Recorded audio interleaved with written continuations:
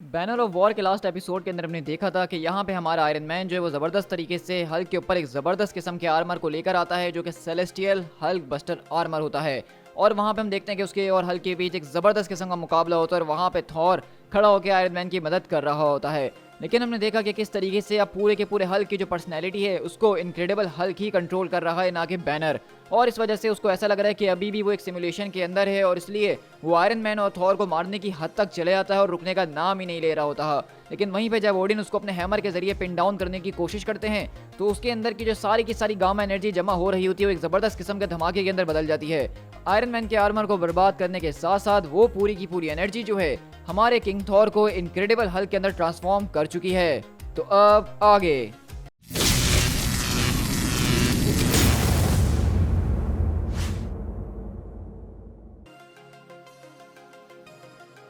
और उसके बाद वहां पे ऐसा कुछ भी नहीं था, कुछ भी नहीं बचा सिवाय गुस्से के। और हम देखते हैं कि इसी तरह हमारा यहाँ पे थॉर जो कि अब इनक्रेडिबल हल्क बन चुका है वो यहाँ पे सीधा उछलते हुए आयरन मैन की तरफ आता और कहता है थॉर स्मैश। और अगले ही पल हम देखते हैं कि वहाँ पे आयरन मैन का जो सेलेस्टियल बस्टर आर्मर होता है उसके अंदर वो घुस के बेसिकली उसको चीर फाड़ने की कोशिश करता है। लेकिन आयरन मैन अभी भी अपने आर्मर को इस्तेमाल करते हुए अपना डिफेंस करने की कोशिश करता है और थॉर के ऊपर एक जबरदस्त किस्म का ब्लास्ट बरसाता है। लेकिन इस ब्लास्ट ने जब वहाँ पे हल्क का कुछ नहीं बिगाड़ा तो ये थॉर का कैसे बिगाड़ सकता है। और अगले ही पल हम देखते हैं कि थॉर यहाँ पे आके उसके पूरे के पूरे आर्मर के हाथ को उखाड़ के उसकी ही मुंडी के अंदर घुसा के उसको बर्बाद कर देता है। और आयरन मैन चिल्लाता है कि थॉर ये तुम क्या कर रहे हो, ये तुम नहीं हो, प्लीज इस सब को बंद करो, मैं तुम्हारे ऊपर अटैक नहीं करना चाहता हूँ। लेकिन हम देखते हैं कि वहीं से थॉर किसी की नहीं सुन रहा और वो आयरन मैन के ऊपर भी अटैक करने के लिए आ पहुंचता है। लेकिन इससे पहले कि वो यहाँ पे आके आयरन मैन को मार सके हम देखते हैं कि हल्क यहाँ पे पहुंचता और सीधा थॉर के मुंह पे एक जबरदस्त किस्म का घूसा मार के उसको यहाँ से उठा के आर पार फेंकता है।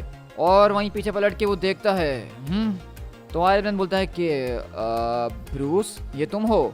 तो वहीं से हल्क उसकी तरफ देखता और कहता है कि नहीं, मैं ब्रूस नहीं हूँ और तुम भागो यहाँ से। और इसी तरह हम देखते हैं कि वहाँ पे एक जबरदस्त किस्म का धमाका होता है इस पूरे के पूरे आर्मर के अंदर क्योंकि थॉर दोबारा से यहाँ पहुंच चुका है और आयरन मैन इस पूरी की पूरी फाइट के अंदर एक चूजे की तरफ फंस चुका है जो कि कभी यहाँ और कभी वहाँ भाग रहा है। लेकिन अगले ही बार हम देखते हैं कि यहाँ पे थॉर और हल्क के बीच एक जबरदस्त किस्म का मुकाबला शुरू होता है जिसकी एक एक पन से ये पूरा का पूरा प्लेनेट हिल रहा होता है और थॉर यहाँ पे इनक्रेडिबल हल्क के ऊपर ओवर पावर्ड हो रहा होता है क्योंकि अब इसके पास सिर्फ यहाँ पे हल्क की पावर नहीं बल्कि अपनी थॉर की बिजली वाली पावर भी मौजूद है जिसके जरिए वो एक अजीब और गरीब किस्म की चीज बन गया है। और हम देखते हैं कि अगले पल यहाँ पे थॉर हल्क की छाती के ऊपर अपने दोनों के दोनों पंचेस को मिला के एक जबरदस्त किस्म का मुक्का बरसाता है। और इसी तरह हम देखते हैं कि यहाँ पे हमारा ब्रूस बैनर जो है इस वक्त पूरे किसी जगह के ऊपर कैद हो चुका है और कहता है कि डियर गॉड आखिरकार ये सब हो क्या रहा है वहाँ बाहर। और हम देखते हैं कि वहाँ पे कोई और नहीं बल्कि ओडिन उसके माइंड के अंदर आते हैं और कहते हैं कि थॉर वो तुम्हें इस वक्त मारने की कोशिश कर रहा है बैनर, तुमने उसको अपने ही जैसे एक मॉन्स्टर के अंदर बदल दिया है या जो कोई भी चीज तुम उसको कहते हो। चलो फौरन से खड़े हो, यहाँ तुम कमजोरों की तरह पड़े नहीं रह सकते हो बल्कि तुम्हें उस पूरे के पूरे हल्क को कंट्रोल करना ही होगा, अब बहुत हो चुकी है। तो वहीं से हम देखते हैं कि बैनर ओडिन का हाथ पकड़ते हुए खड़ा होता है और कहता है कि हाँ आप बिल्कुल ठीक कह रहे हैं, अब इस सबको रोकना ही होगा। तो वहीं से ओडिन पूछते हैं कि तुम्हें इस सबको रोकने के लिए किस चीज़ की ज़रूरत है। तो कहता है कि मुझे सबसे पहले जाके कंट्रोल सेंटर के अंदर अपना कंट्रोल बनाना होगा क्योंकि इस वक्त मेरी प्राइम पर्सनैलिटी को जो है वो हल्क ने ड्राइव करना शुरू कर दिया शिप के जरिए, मुझे उसको किसी भी हाल में वापस हासिल करना ही होगा। तो वहीं से ओडिन बोलते हैं कि तुमने जो कुछ भी कहा सुन के तो अच्छा लगा लेकिन इसके अंदर ये बताओ कि मैं तुम्हारी क्या मदद कर सकता हूँ। तो वहीं से बैनर बोलता है कि वेल ओडिन अगर ऐसी ही बात है तो मुझे आपसे एक फेवर की ज़रूरत है। लेकिन अगले पल हम देखते हैं कि यहाँ पे थॉर बाहर हल्क के ऊपर काफ़ी भारी पड़ चुका है और वहीं से टोनी बोलता है Iron Man to Avengers headquarters, Thor compromised हो चुका है, मुझे यहाँ पे तुरंत एक इवैक और बैकअप की ज़रूरत है या जो कोई भी चीज़। हेलो हे एवरीवन, क्या कोई सुन रहा है मेरी बात। लेकिन हम देखते हैं कि आयरन मैन की बात सुनने के लिए यहाँ पे कोई है नहीं और हल्क वहाँ पे थॉर को कंट्रोल करने की कोशिश कर रहा है और अगले पल हल्क वहाँ पे उसको रोकता और कहता है कि बस करो मुक्के मारना हल्क। और आयरन मैन बोलता है कम ऑन, क्या मुझे कोई सुन सकता है। और अगले ही पल हम देखते हैं कि यहाँ पे थॉर के जो रेवेंस होते हैं वो पहुँचते हैं और कहते हैं कि एंथनी स्टार्क हम आपको सुन सकते हैं। तो कहता है ओह राइट, टॉकिंग बर्ड्स यहाँ पे मौजूद हैं, लगता है आज का दिन कोई सेंस नहीं बनाने वाला है। और इसी तरह हम देखते हैं कि यहाँ पीछे बैकग्राउंड में थॉर और हल्क तो लड़ ही रहे हैं लेकिन अगले पल आयरन मैन को जो है यहाँ से बाइफ्रॉस्ट के जरिए टेलीपोर्ट करके सीधा एसगार्ड के ऊपर ले आया जाता है और वो कहता है ये कहाँ हूँ मैं, ओके चलो अगली बार अगर ऐसा कुछ करो तो पहले एक वार्निंग दे देना। तो सिर्फ बोलती है कि मुझे माफ़ कीजिएगा लेकिन ह्यूगन और म्यूनियन ने मुझे बताया कि इस वक्त वहाँ पे क्या चल रहा है तो मुझे यही ठीक लगा। तो वहीं से आयरन बोलता है कि जरा एक मिनट, सिर्फ क्या वो तुम थी जो कि उन कौओं के जरिए बात कर रही थी, मुझे लगा कि सिर्फ थॉर ये कर सकता है। तो वो कहती है कि नहीं नहीं, सिर्फ थॉर ही नहीं है जो कि अपने रेवेंस के जरिए बात कर सकता है। अब तुम जाओ और जाके एक शेल्टर को तलाश करो, क्योंकि मैं अपने राजा को वापसी घर पे लेकर आ रही हूँ।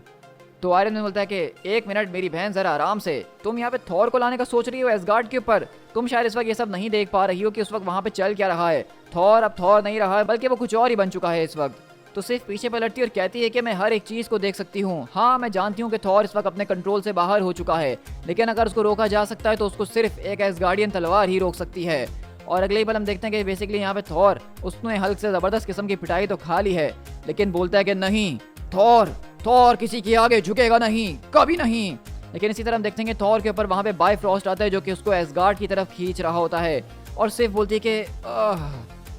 है कि ये आखिरकार हो क्या रहा है, ये तो इम्पॉसिबल है। तो आयरन मैन पूछता है कि क्या हो रहा है वहाँ पे आखिरकार। तो सिर्फ बोलती है कि द बायफ्रॉस्ट वो जो है उससे लड़ने की कोशिश कर रहे हैं, क्योंकि हम देखते हैं कि लिटरली यहाँ पे बायफ्रॉस्ट जो है थॉर को अपने अंदर खींच रहा है टेलीपोर्ट करके एसगार्ड के ऊपर लाने के लिए। लेकिन हम देख रहे हैं कि थॉर इस वक्त इतना ज्यादा पावरफुल हो चुका है कि वो बायफ्रॉस्ट तक को रेजिस्ट कर रहा है अपनी पावर्स के जरिए, अपनी स्ट्रेंथ के जरिए, जो कि इससे पहले शायद हमने कॉमिक्स के अंदर कभी ऐसा कुछ नहीं देखा है। और हम देखते हैं कि सिर्फ अपनी पूरी की पूरी जान लगा रही होती है, उसकी नाक से खून आ जाता है, लेकिन वहीं से थॉर चिल्लाता है, अकेला छोड़ दो थॉर को। और हम देखते हैं कि वहाँ पे एक जबरदस्त किस्म की गामा से भरी बिजली गिरती है, जो कि उस पूरे के पूरे बायफ्रॉस्ट ब्रिज को लिटरली शैटर कर देती है। ये देख के लेडी सिफ की आंखें खुली की खुली रह जाती हैं और कहती है कि थॉर, हमने आपको फेल कर दिया है। लेकिन आयरन मैन बोलता है कि जरा आराम से, तुम्हें यहाँ से हटना होगा।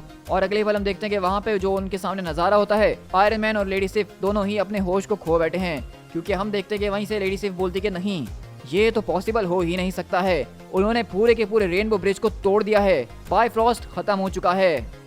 तो इस बात से आप अंदाजा लगा सकते हैं यहाँ पे कि ये वाला जो थॉर है वो कितना ज्यादा पावरफुल है। बायफ्रॉस्ट रेनबो ब्रिज जो कि एसगार्डियन टेलीपोर्टेशन की सबसे बेहतरीन डिवाइस थी, जिसके जरिए वो इस यूनिवर्स में कहीं पे भी ट्रैवल करके जा सकते हैं, कितनी भी बड़ी फोर्सेस को लेके। और हम देखते हैं कि वहाँ पे थॉर ने उससे इतना ज्यादा रेजिस्ट करा और उसके अपनी पावर्स के जरिए लिटरली शैटर करके बर्बाद कर दिया। तो ये देख के ओडिन भी इस बात को सेंस कर लेते और कहते हैं कि गॉड्स, वो जा चुका है। तो बैनर बोलता है कि नहीं, अभी मुकम्मल तरीके से कुछ खोया नहीं है, हम अभी भी चाहें तो उसको रोक सकते हैं, जहाँ तक मेरा अंदाजा है, मुझे बस ज़रूरत है। तो ओडिन बोलता है कि एब्सोल्युटली नॉट, यहाँ पे तुम जिस चीज़ के अंदर मुझसे मदद मांगने की कोशिश कर रहे हो वो कुछ ज़्यादा ही है, और इस वक्त मैं तुम्हारे माइंड और तुम्हारे ऊपर विश्वास नहीं कर सकता हूँ जो मैं तुम्हें ये चीज़ दे दूँ। तो वहीं से बैनर बोलता है कि आपको मेरी बात समझ में क्यों नहीं आ रही है, वो अब थॉर नहीं है, मेरे अंदर ये एक नई चीज मौजूद है, एक तरह का टाइटन जो कि लोगों को पोजेस कर लेता है, ये लोगों को किलिंग मशीन्स के अंदर बदल देता है। ये जो कोई भी टाइटन जो कि इस वक्त मेरे अंदर मौजूद है, ये बहुत ही ज्यादा खतरनाक है और एक वॉकिंग टॉकिंग बॉम्ब की तरह है।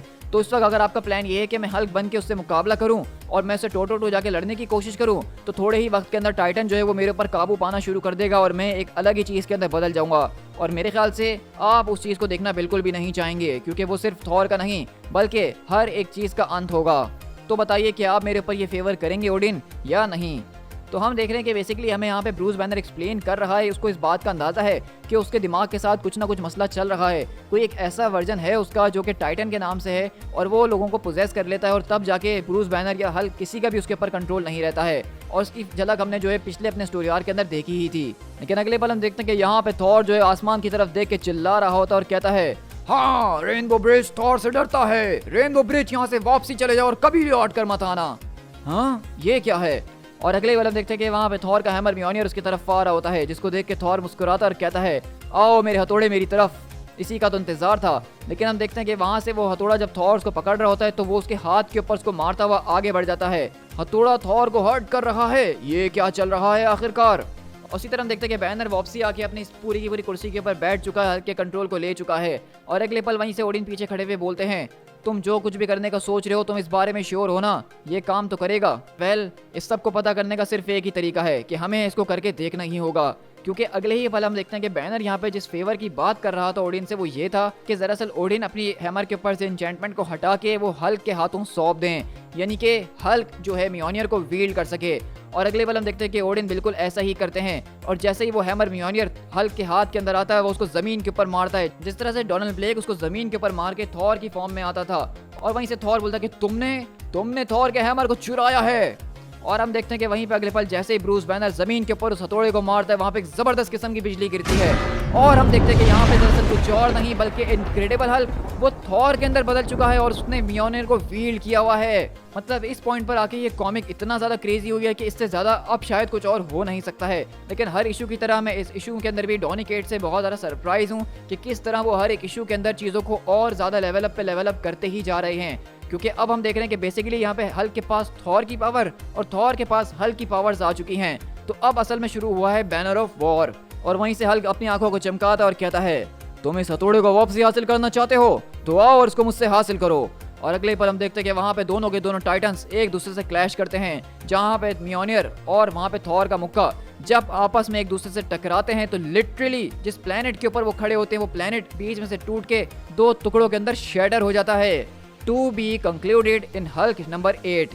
सो गाइस, इसके बाद अब हमारा बेसिकली एक आखिरी इशू रह गया इस बैनर ऑफ वॉर के कॉमिक्स के अंदर, जो कि आई होप कि इसको अगले ही हफ्ते रिलीज किया जाएगा और उसको मैं फौरन ही अपने चैनल के ऊपर शेयर करूंगा। तो मैं चाहता हूं कि आप इस वीडियो के ऊपर अपनी फुल सपोर्ट को शो करें, मुझे बताएं कि आपको ये पूरी की पूरी सीरीज कैसी लग रही है और मेरे एक्सप्लेनेशन का तरीका। और अगर आप चैनल पे फर्स्ट टाइम आ रहे हैं तो चैनल को सब्सक्राइब करना और बेल आइकन दबाना तो बिल्कुल भी मत भूलिएगा, ताकि जैसे ही मैं इसका फिनाले अपलोड करूं तो उसका नोटिफिकेशन आपको फौरन से मिल जाए। और कमेंट्स के अंदर अपनी अपनी थ्योरीज जरूर बताइएगा कि आपको क्या लगता है कि फाइनल इशू के अंदर क्या होने वाला है, क्या थॉर जीतेगा या हल्क जीतेगा या फिर कुछ नया ही सरप्राइज डॉनी केट्स की तरफ से देखने को मिल सकता है। मैं तो फिनाले के लिए काफी ज्यादा एक्साइटेड हूं और आप लोगों को भी होना चाहिए। So guys, this is P Tiger, मिलते हैं अपने नेक्स्ट इशू के अंदर। Till then, thank you so much.